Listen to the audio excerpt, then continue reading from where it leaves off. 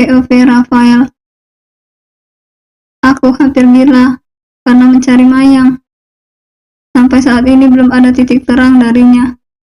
Sebagai seorang suami, aku merasa tidak becus. Apa dia sudah makan sekarang? Apa dia mengingatku sekarang? Polisi sudah bergerak. Kita tunggu saja kabar baik dari mereka. Papa menepuk pundakku, memberikan informasi yang sama sekali tidak bisa membuatku tenang. Aku nggak bisa diam saja di sini, Pak. Aku akan mencari Mayang lagi. Seenggaknya kamu makan dulu, El. Sejak semalam kamu belum makan. Nanti kamu bisa sakit kalau terus memforsir diri. Aku mengangguk pelan. Papa merangkul bahuku menuju ke dalam rumah. Di ruang makan, Mama mertua tengah menyiapkan sarapan. Wajah beliau tampak sembab. Sepertinya beliau menangis semalaman. Jelas saja, beliau ibunya. Jika terjadi sesuatu pada Mayang, beliaulah yang paling hancur. Mama mengangkat wajah menatapku. Senyum tipis tampak tersunding di bibirnya. Makan, Raf. Aku membalas senyuman beliau. Aku menarik sebuah kursi lalu duduk di sana. Papa pun menarik kursi di sebelahku. Wajah beliau pun tak kalah kusut. Hanya saja, beliau terlihat lebih tegar dariku dan Mama. Setidaknya masih ada yang menyemangati kami di saat terpuruk seperti ini. Meski hati beliau juga sama hancurnya. Hati orang tua mana yang tidak porak-poranda jika kehilangan anak semata wayangnya. Makan yang banyak, Raf, biar bisa nyari Mayang lagi, ucap Mama dengan suara parau. Beliau mengambilkan nasi untukku. Tanganku terulur untuk mengambil lauk dan sayur. Kusuap 1 sendok nasi ke dalam mulut. Untuk mengunyahnya saja rasanya sulit sekali. Bagaimana bisa aku menelannya? Kenapa, Raf? Makanannya gak enak? Mama bertanya dengan raut heran. Enggak, Ma. Bukan begitu. Masakan Mama pasti selalu enak. Aku hanya gak bisa nelan. Aku teringat Mayang. Apa sekarang dia sudah makan? Aku menunduk. Bulir bening perlahan bergulir di pipi. Pertama kali aku menangis adalah di saat ayah pergi.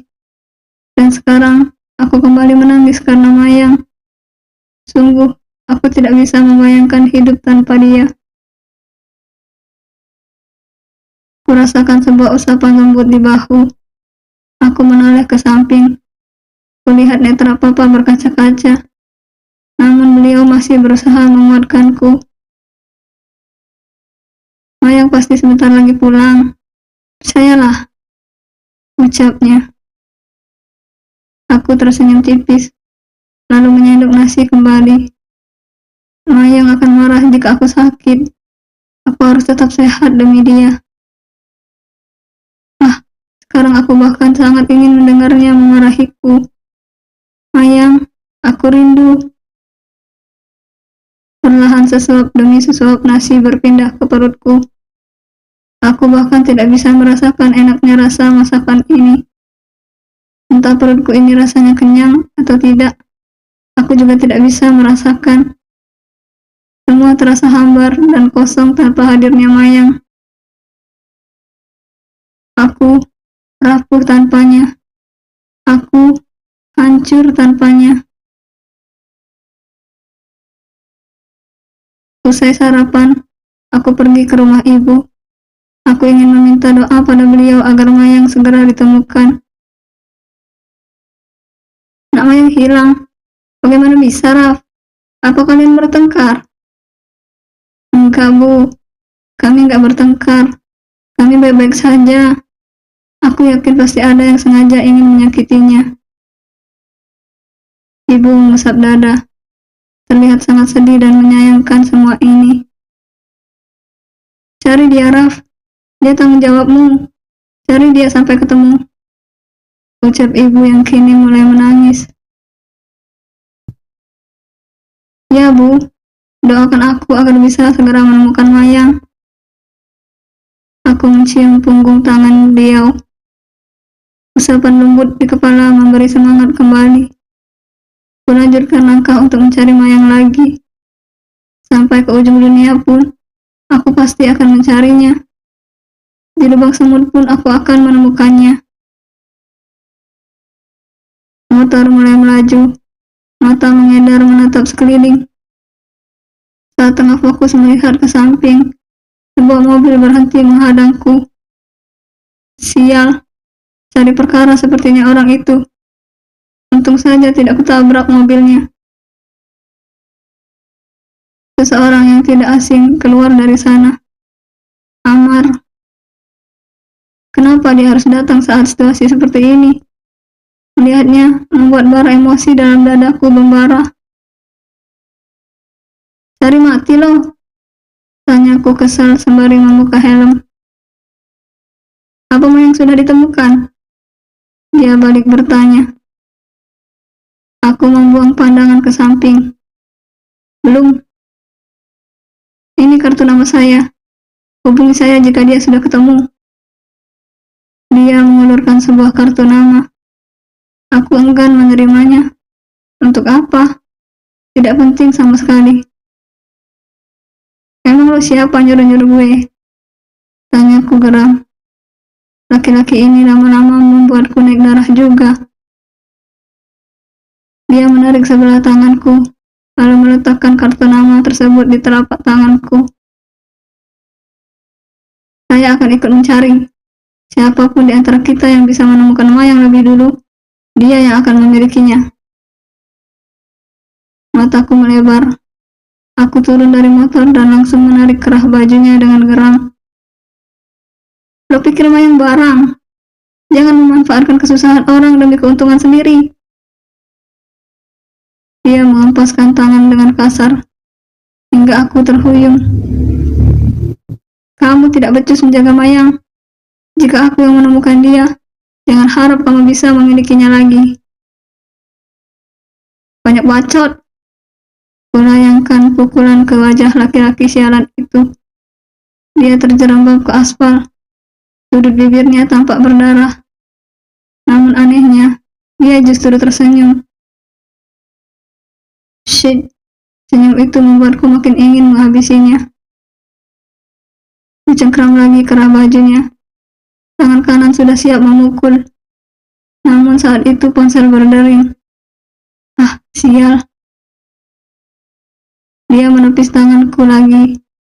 Laki-laki sialan itu merapikan jasnya, lalu kembali ke dalam mobil. Aku menghela nafas pelan untuk meredam amarah. Kulihat nama Arya di layar. Ya bro, jawabku setelah menggeser panel berwarna hijau. Lo kenapa nggak masuk kerja? Bini gue hilang. Gue lagi nyari dia sekarang. Hilang? Serius lo? Kok bisa? Gue juga nggak tahu. Tapi feeling gue ada yang sengaja ngelakuin hal ini ke dia. Tunggu sebentar. Kayaknya gue tahu siapa orangnya. Aku mulai tertarik dengan pembicaraan Arya. Mungkin saja dia memang benar-benar mengetahui sesuatu. Siapa? Tanyaku menunggu dengan hati cemas. Mantan lo. Aku terdiam sesaat. Memang, aku sempat begitu mencurigai Talita. Tapi dia mengatakan tidak tahu menahu soal ini. Gue udah ke rumahnya bro. Dia nggak tahu apa-apa. Masa gue harus ngotot nuduh orang? Arya berdecap di seberang telepon. Polos banget lo Raf. Maling mana ada yang ngaku. Kalau ngaku, penjara penuh ntar. Kalau lo balik lagi ke rumahnya si Talita, tekan dia supaya mengaku. Melihat sikapnya pas di toko nyamperin lo aja, gue udah tahu kalau dia bukan orang baik-baik. Sepertinya ucapan Arya ada benarnya juga. Oke lah, thanks ya. Aku mengakhiri panggilan. Tegas kulajukan motorku ke rumah Talita. Seperti yang diucapkan Arya tadi, aku harus bisa membuat Talita mengakui perbuatannya. Terapi apapun kejahatan, pasti ada celahnya juga. Mesin motorku matikan. Aku berjalan dengan perasaan tak karuan menuju pintu rumah Talita. Ku ketuk pintunya 2 kali. Tak lama pintu terbuka. Wajah terkejut Talita menyambutku. "Di mana Mayang?" Dia tersenyum sinis. "Lu kenapa sih, Raf? Emangnya gue ada tampang suka nyembunyiin orang?" "Di mana Talita?" Tanyaku lagi lebih tegas kali ini. Talita menatapku tajam. "Gue nggak tahu. Harus berapa kali gue bilang, gue nggak tahu." Shh. Aku menyingkirkan tubuhnya dari mulut pintu. Terobos masuk rumahnya sembari memanggil Mayang. "Lo gila, Raf!" Talita berteriak, namun aku tak peduli. Hanya Mayang yang aku pedulikan saat ini. Bagaimanapun caranya, aku harus menemukan dia. Aku bisa gila jika tidak menemukan Mayang hari ini. "Di mana istri gue? Lo mau membusuk di penjara?" Gertakku. Kulihat wajah Talita menegang. Sekarang aku yakin bahwa dia benar-benar dalang di balik hilangnya Mayang. Saat menatap sekeliling, tak sengaja mataku menangkap sesuatu yang membuat detak jantungku berdegup kencang. Itu tas yang biasa Mayang pakai.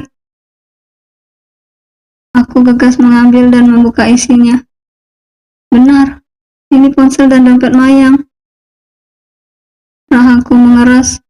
Tanganku meremas ponsel Mayang dengan geram, hingga buku-buku jariku memutih. Ingin rasanya kuhabisi Talita sekarang juga. "Ini apa?" tanyaku dingin pada wanita sialan itu. "Ini apa?" teriakku lantang. Aku seperti hilang kendali. Aku benar-benar ingin menghabisinya. "Tutup mulut lo, Raf. Ibu gue lagi sakit. Lo gak punya hati apa?" Aku tersenyum getir. Wanita macam apa yang sedang kuhadapi ini? Kenapa dia bisa menjadi manusia yang sangat berbeda sekarang? "Sekarang lo bilang sama gue, di mana Mayang berada?" Talita hanya diam. Raut wajahnya penuh ketakutan. Jemarinya pun saling meremas gelisah. Seandainya membunuh orang tidak akan mencipta dosa, ingin rasanya kupatahkan leher wanita ini. Kucengkeram dagunya dengan kuat. "Kalau lo tetap diam, gue bakal bikin lo diam selamanya." "Au, sakit, Raf." "Oke, gue bakalan bilang. Dia ada di rumah tua dekat hutan. Tempatnya pun gak jauh dari sini." Melepaskan wanita sial itu dengan kasar. Gagas aku keluar menuju motor. Sebelum benar-benar pergi, aku menghubungi Papa. "Halo, Pa. Aku sudah tahu di mana Mayang berada. Pelakunya pun berdiam di rumah sekarang. Aku kirim alamatnya sebentar lagi. Nanti Papa arahkan polisi ke sini." "Serius kamu, Raf?" "Baik, akan Papa urus secepatnya." Teleponku matikan. Kuhela nafas panjang sebelum melanjutkan kembali motorku. "Mayang, bertahanlah. Aku datang." Mataku mengedar menatap sekeliling. Ada sebuah rumah tua di depan sana. Rumah yang sepertinya sudah sangat lama tidak dihuni. Aneh saja, kenapa ada rumah di dekat hutan begini?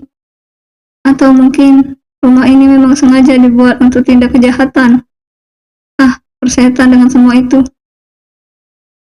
Aku berlari ke sana. Saat handle pintu coba kuputar, ternyata dikunci. Aku mengambil ancang-ancang untuk mendobraknya. Detak jantungku sudah tak beraturan. Rasa cemas pada Mayang semakin membuatku gusar. 1 kali gagal. 2 kali masih gagal. 3 kali aku berhasil. Pintu terbuka. Di ruang depan tidak ada siapapun. Aku masuk ke ruangan yang lebih dalam.